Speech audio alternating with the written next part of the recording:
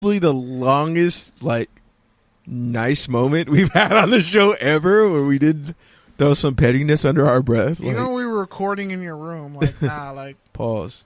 I don't know why that's for those of you who don't know. We used to do the show way back in the day, 4 months ago. No, it was last year. December. On my phone, before I went to on Vegas. a TV desk in my room, just talking With smack no AC, for 2 by the way. hours. He would purposely cut off all the fans Because I didn't want ambient noise like there is right now. Hopefully not, but hey, dog, we'll see. I'm not trying to die from a heat stroke. Just giving the people. Take off your sweater, big man.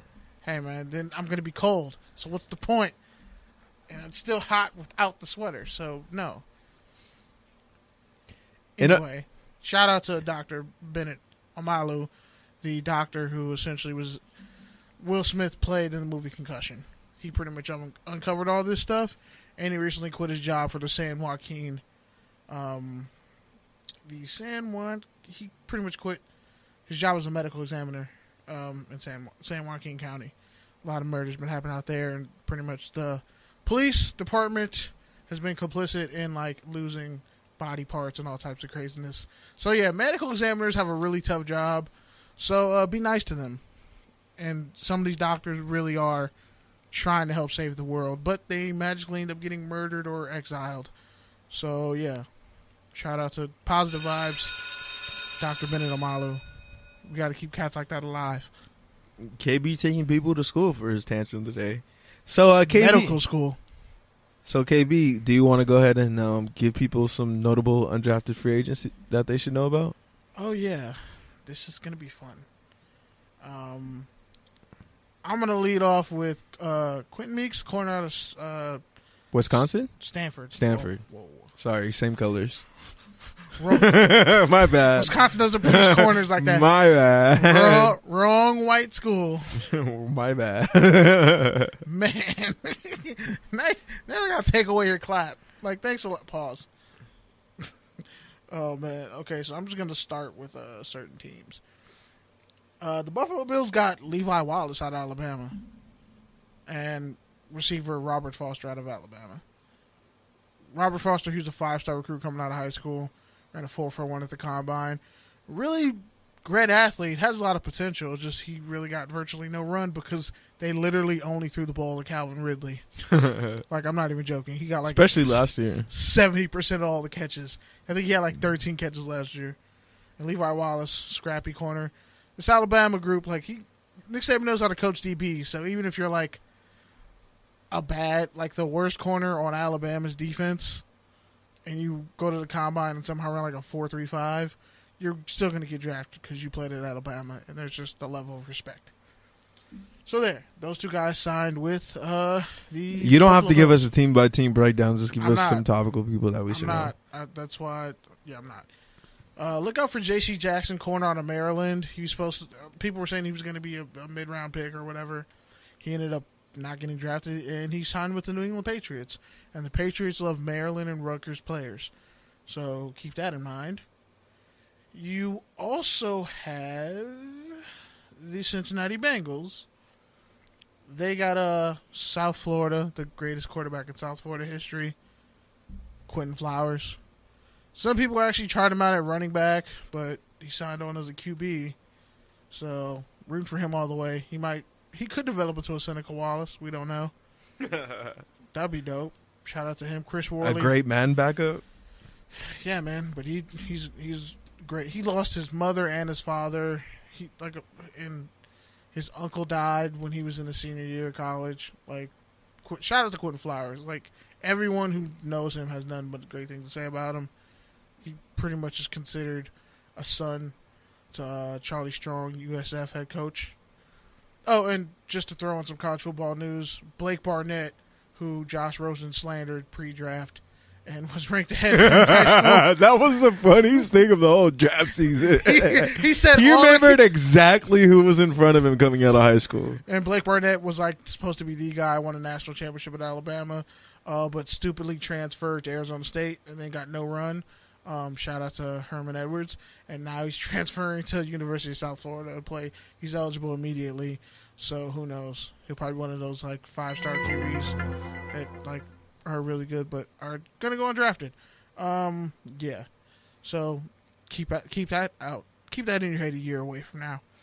The Cleveland Browns did something that I'm kind of not shocked by. They picked up former Texas washout and West Georgia left tackle or offensive tackle Desmond Harrison. Wow, that was quick. Hey, we got 2 more. Let's go. Press dog the green button. You're on Touchdown Angelo on the Good Radio Station. Give us your name and where you're from. Hi, my name's Daiki Sato. I'm from Los Angeles. Hey, what's good? How you doing, man? I'm doing all right. How about you? Good. So for man, me I go way back. He's only. Middle, Right, let me ask you though. Good on the and I really don't disagree with that. They're probably the team to beat in the AFC West, but we know that, and especially this year, how can slow this year? They're special better. I think. No, it's. Managers were number offense and number last in specials. And do you cause not true? If we let go last year, a special team. Either that they just don't want to pay them both, which is the problem. They're not valuing special teams as a defense. I think that's the biggest problem.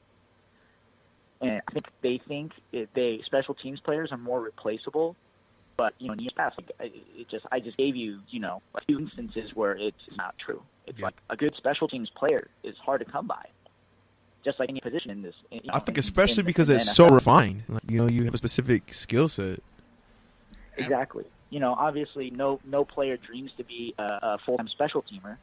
But you get paid. And you get paid. Hey! I mean, dude, I'll stand in the end zone and take a knee every time for $300,000-$400,000 a year. Yeah, me too.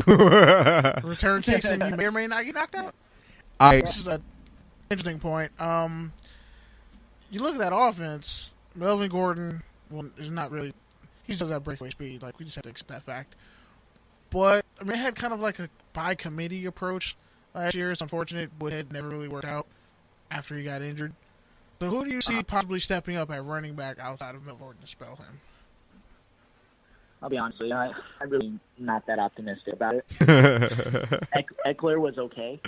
He was okay. I mean, he was nothing special to me. That one game where he... what happened to Oliver? Have you seen that video, how he ruptured his Achilles? Yeah, it was pretty gross. It looked like a gun went off.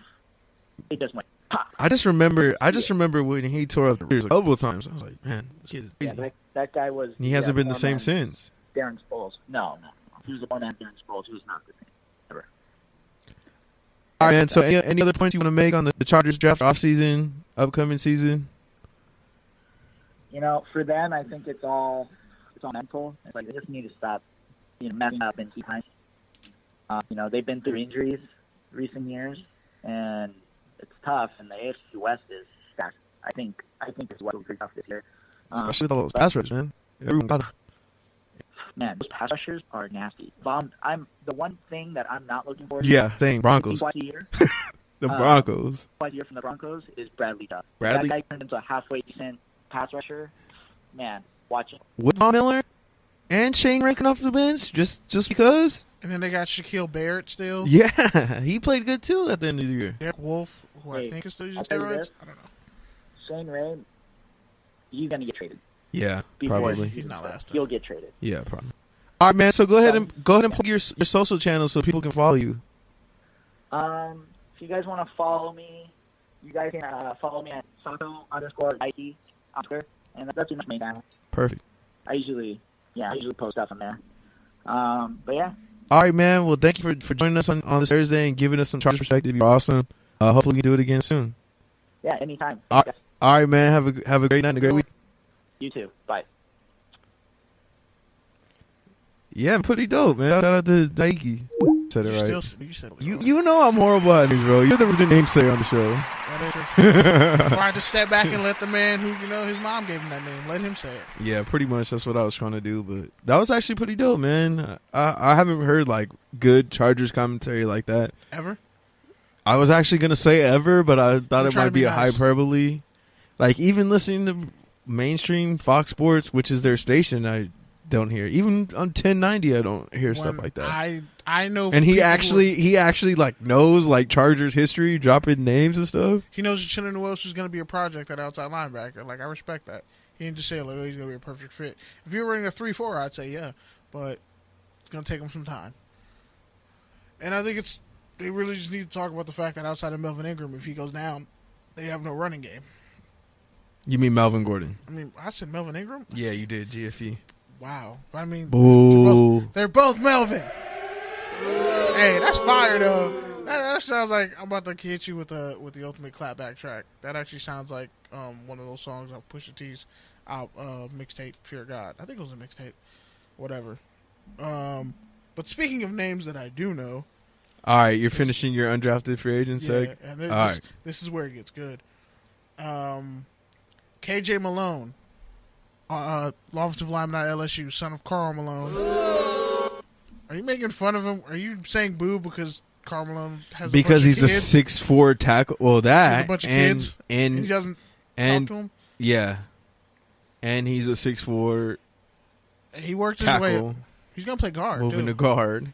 Well, that's And what most LSU linemen he's are. the only son that Karl Malone recognizes. Bro, but name the last good LSU left tackle. I mean, like great LSU left tackle. I think I read somewhere that Karl Malone had another son who actually played in the NFL. Yeah, Demetrius Bell. Yeah, and he just completely denied him. Completely just didn't want anything to do with him, and he still made it to the NFL without him. I think he was undrafted too. Shout out to Mo Hurst, man, because he actually has a similar story as far as famous father, and he was, I think, a DB, right? Wore 37, and so that's why Mo Hurst wears 73 to be the exact opposite. Which shout out to number 73 because it's a really great number. Yeah, I had that. I love it. I had that number in high school. It was beautiful. Really? Yes, that was. I had that number in 70. I had that number too. Hey, let's go. I wanted 75. I looked at it. They're like, that's a legacy number. I was like, I like my legacy better. I'm gonna take 73. Yeah, pretty much. Pulled up on camera day. On picture day. Nobody knew I was gonna take 73. I just pulled up and took it. Yeah, pretty much freshman year, I was like one of the last people they called over to get a varsity jersey, and they were like, go ahead and pick which one you wanted. And there was like 8 numbers left, and 73 was like one of 4 numbers that had both the JV freshman and varsity number open. Yep. So I pretty much got all 3 just right then and just moved my way up.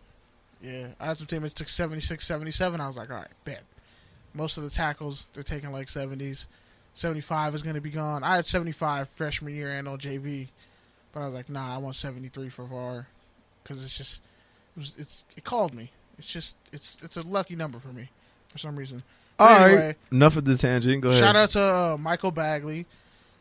He was a great kicker for the University of Florida. I don't know why it says Michigan, but yeah, he went to the Indianapolis Colts. Sky Moore, one of the all-time leading tacklers in South Carolina history. Great linebacker in college. Had a broken bone in his neck. Had to come back from that. Missed a year. Redshirted. Came back. Had a great senior year again. Surprisingly, didn't get drafted. Also, like I said, the Jaguars, they picked up Quentin Meeks out of Stanford. Alan Lazard, wide receiver out of Iowa State. And Tennessee kind of shocked me. They picked up a couple USC prospects. Deontay Burnett, wide receiver, and Nico Falah, O-line. Then you also have the Cowboys, who I think got a really good steal at San Diego State defensive back Cameron Kelly. He could have essentially... he was a safety and corner. I think he has some return value, too. They also got Joe Lanning, linebacker at Iowa State, who played quarterback at Iowa State, too. And, oh yeah, one more. Damn, I can't remember this dude's name. But Evan Berry, Eric Berry's little brother, actually made an NFL roster. I was kind of shocked when I saw that. Hey, can I just say he went that to the Cleveland Browns? Can I just say that's what I was going to say? Can I just say that you're corny for shouting out everybody's famous little brother who might have a shot at making the league? Nah, Can I just you gotta say know that? who they are. Can I just say You that? gotta know who they are. Nah. What if he makes it?